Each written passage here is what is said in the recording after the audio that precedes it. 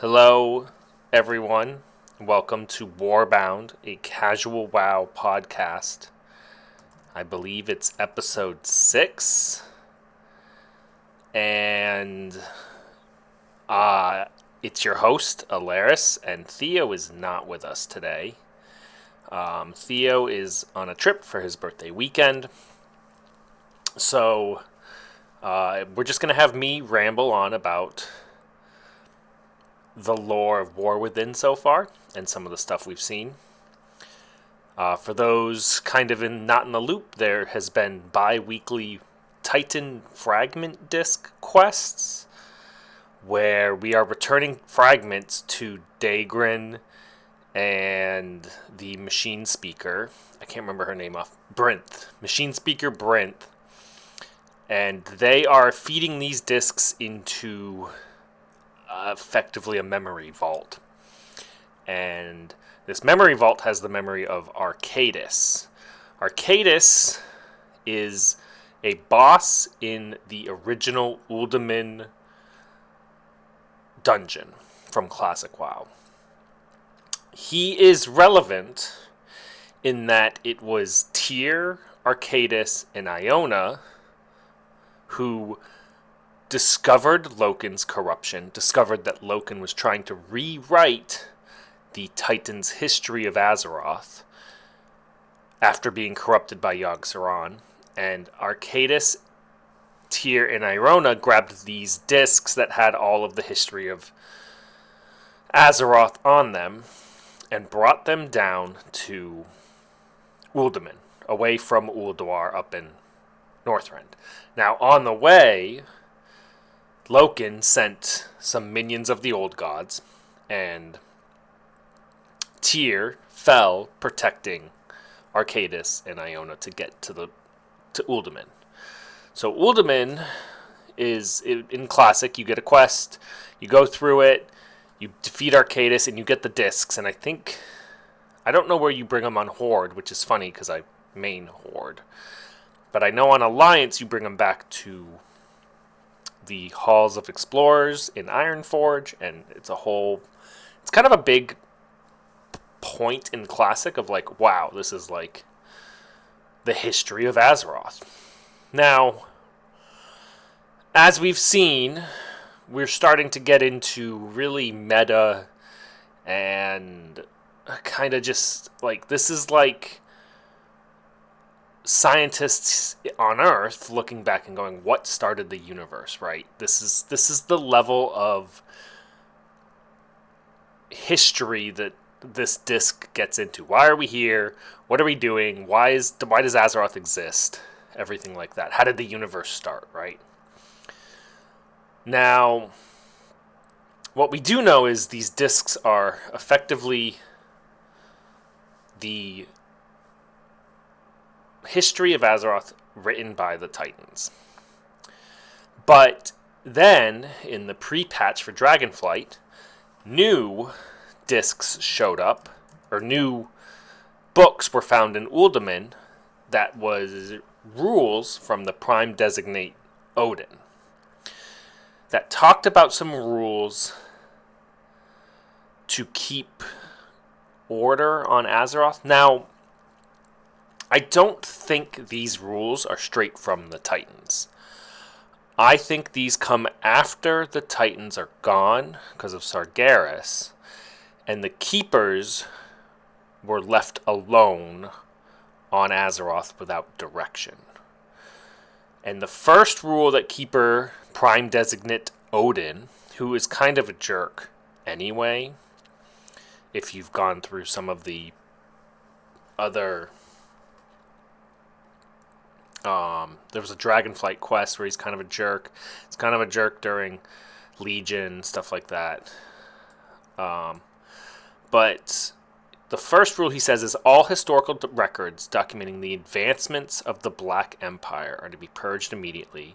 Paint that age as one of chaos and misery, a pernicious blight that Keepers eradicated. With the old gods locked in confinement, there should be no evidence available to contradict our assertions.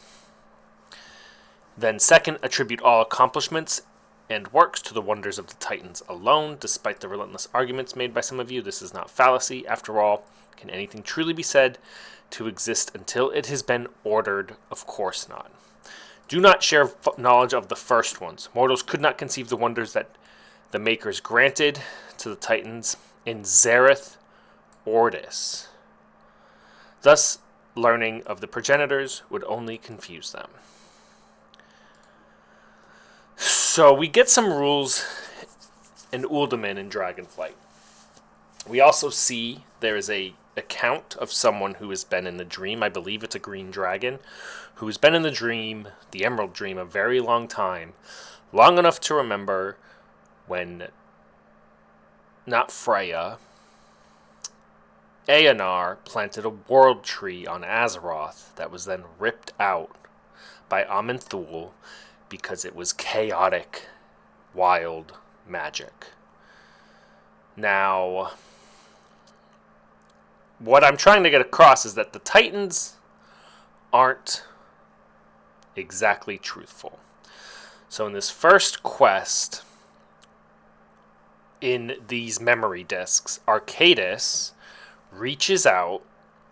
Arcadis is telling us that Khazgaroth is the one who has given him this information.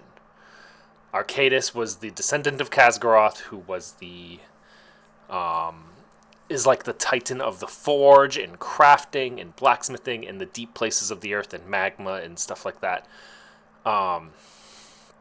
In a way, it's more of a think volcanism, but ordered, is how I like to imagine Khazgaroth.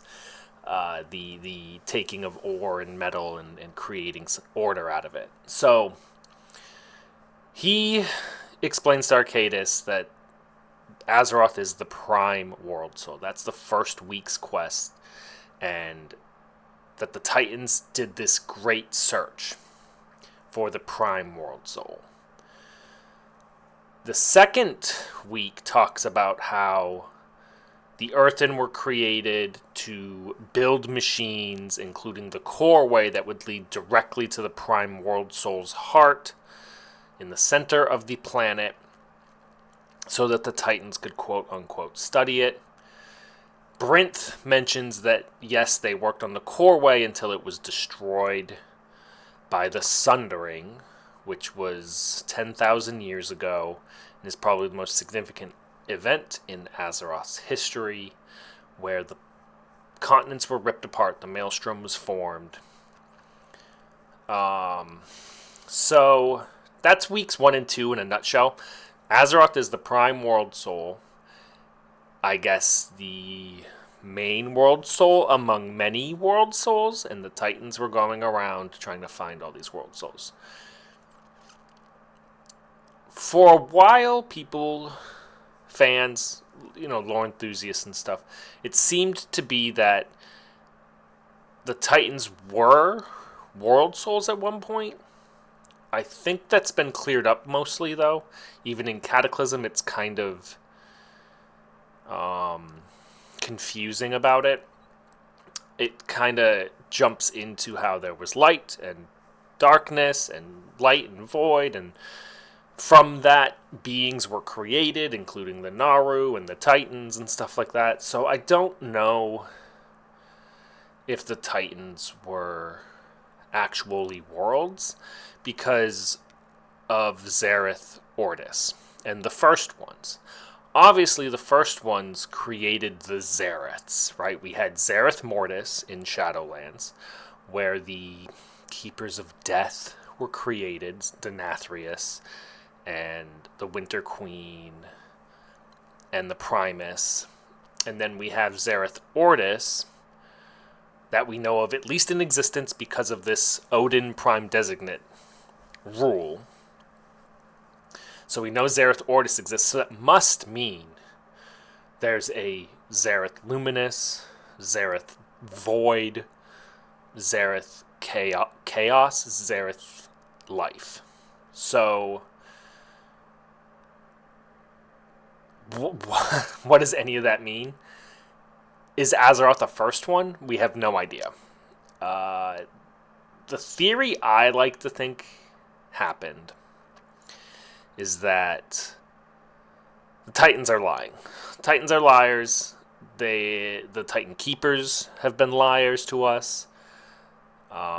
They are susceptible to emotion and don't understand it, kind of like a toddler in a way. I think Azeroth is creation. Azeroth is a creation god, and there was a flip side to that coin in destruction. There was a destruction god. If you want to maybe move it in sort of the three different cosmic forces of the 6 on either side of the coin, maybe. But I think Azeroth is actually all 6 cosmic forces combined into creation. Destruction may be the same thing, but all 6 forces used for destruction instead. So I think Azeroth and these crystals. So let me back up. So week 3's quest revealed to us that the Titans found a whole bunch of crystals inside the earth that hindered the coreway, that they thought were calcified fragments of the world soul, etc. And a lot of people are now thinking that what I'm looking at right now, Beledar, is one of these crystals, a chunk of Azeroth's soul or heart or something. But it also looks very Naru-like.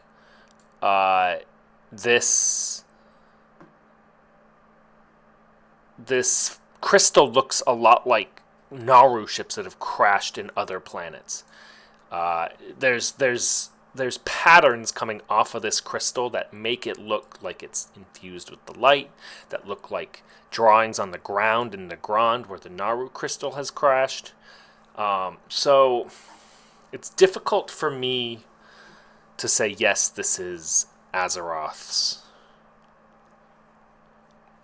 a chunk of Azeroth's soul. It is a pretty big lore bomb, I guess, for lack of a better term, that there are these calcified crystals in Azeroth in different places. From what we've seen with like the Draenei and stuff, who were really good with crystals, so much so they get a bonus to jewel crafting and racials, I wonder now, were the Draenei using bits of Argus's world soul, calcified bits of Argus's world soul, when they were using all their crystals on Argus? It really makes me wonder that, like, the Draenei the crystals are all over the Draenei culture. Their ships, everything. And some people, or it seems like the Naru were the ones that gave them that knowledge. But it also seems like maybe we know that Argus was a world soul. That Argus, that the planet of Argus had a world soul on it where the Draenei developed. So it's difficult to wonder if they are not also using the crystallized essence of Argus when there's similar planets. I'm kind of losing my train of thought a little bit. This is the first time I've ever done a solo podcast, so I don't know. It's difficult to not have just the conversation with Theo, but the point I think I'm trying to get to is that I don't think Khaz'goroth through Arcades actually knew what these crystals were. Brint goes on to say our directive was never to study the crystals, it was to build the coreway.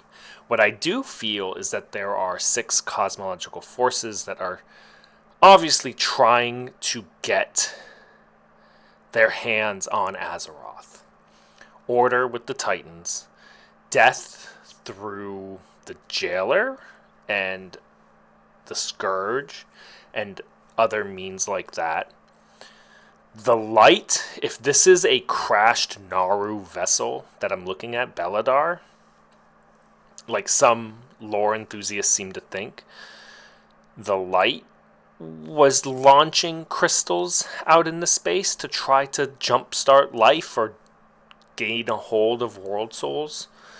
The old gods were supposedly launched through space to land on world souls and corrupt them. And we know from A&R planting a tree that the roots can go deep and potentially infect world souls. The only one that doesn't have something planted in the planet seems to be Chaos, but Sargeras and the Burning Legion definitely wanted the world soul and were definitely willing to go deep to get it. Perhaps Aegwyn's plan to bury the avatar of Sargeras deep in the Temple of Elune was a mistake, but... So, the Prime World Soul, obviously the most powerful thing on the planet, but I have trouble. Space is vast. The Great Dark Beyond is vast. I do think at some point there was a cosmic war. Zereth Mortis, Zereth Ortis, Zereth Life, Zereth Luminous, Zereth Void, all fought each other. All didn't like each other. And, I mean, as the god of creation, that would make me sad, right? That goddess of creation as Azeroth, that would make me sad. I think that it's potentially...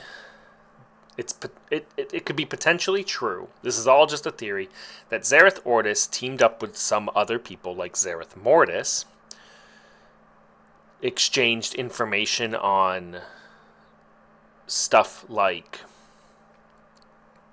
domination magic to sway the battle against chaos. And at some point, Zereth Ortis decided that creation was chaos, that all of creation needed to be ordered. Whether it was to protect against the Void Lords, like the Burning Legion, wanted to scour the universe to protect against the Void Lords. Either way, I think Zereth Ortis effectively declared war on the universe and potentially killed a first one, or if Azeroth is a first one, the first one, Azeroth, goddess of creation, and stored her world soul essence in a planet and created it as effectively a battery, an infinite power source, to then power their version of an ordered universe. And then I think they went on to help Death create the Great Cycle, a cycle of souls that basically went to a couple of different planets and then back to the Shadowlands. But that's where the theory kind of falls apart, because we do run into souls from places all across the universe in Shadowlands. So, what does that mean for these crystals? It makes me think that maybe they are chunks of what was once the god of creation, the Azeroth, the first one.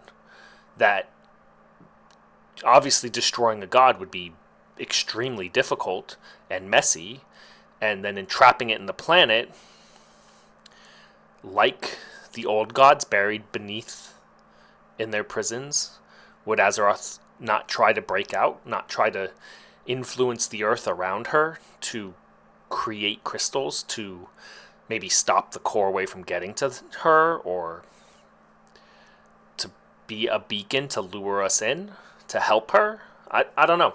I don't know. Obviously, we don't know. That's just theory of mine that I think Azeroth has attempted to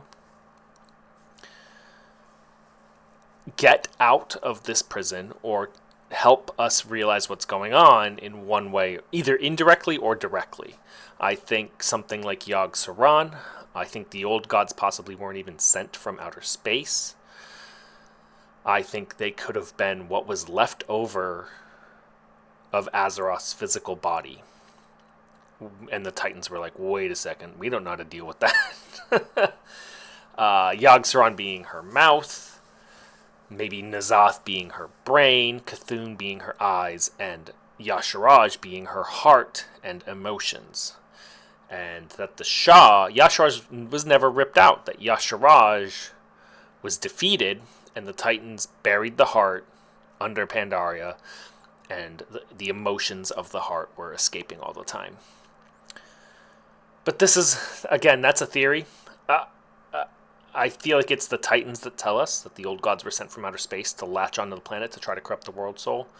But, again, sometimes the most obvious answer is the correct one. That Azeroth is just a prime world soul. That Azeroth and that all these cosmic forces want a piece of that world soul. Now, one thing that I think shows us all this prime world soul stuff is I think we know another world soul. I think Xal'atath was a world soul, like Argus and like Azeroth is. I think through some means, either the straight up Void Lords or the old gods through the Void Lords somehow corrupted Koresh, the Ethereal's homeworld, and turned it into Xal'atath, a powerful being of void and shadow. The missing part for that theory, I think, is a little bit the Dark Heart. I don't think we know a lot about the Dark Heart still, outside of the fact that she was siphoning and has been siphoning forces of the cosmic chart with it. So she was sucking the light out of Beledar. She was sucking the arcane out of Dalaran. And sucking death energy. Well, not her personally, but Iridikron was sucking death energy out of Galakrond, one of the largest sources of death in the history of Azeroth. So, what's next? The Lifelands? Some underground, life-infused, primordial Azeroth with the allied races, maybe? The new Quill Troll allied races, and she's going to try to get a massive source of life from there, is what I could see coming next. Then we need a source of chaos and a source of void. So, those are just my ramblings. Sorry, I was kind of on and off the tracks for a little while, but ultimately, a lot of what I said is just theories. It's just floating around in my head. The Titans and Order. I've never played a mage. One of my favorite specs in the entire game is a Destruction Warlock.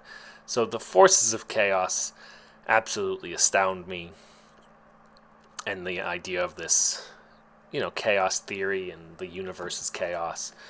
It's not something to be ordered. But it could be the simple answer that we are special because we are children of the Prime World Soul. And we are thousands and thousands of years of Azeroth creating defenders for herself, trying to slowly manipulate and lightly manipulate the evolution of life on her surface, in a way, I think. Whether it's through life, death, order, chaos, void, or light magic, I think Azeroth is a combination of all six. And especially now, in modern WoW, we have a very good representation of all six forces in our classes and our races that we can pick of to make your character. And I find it interesting that we can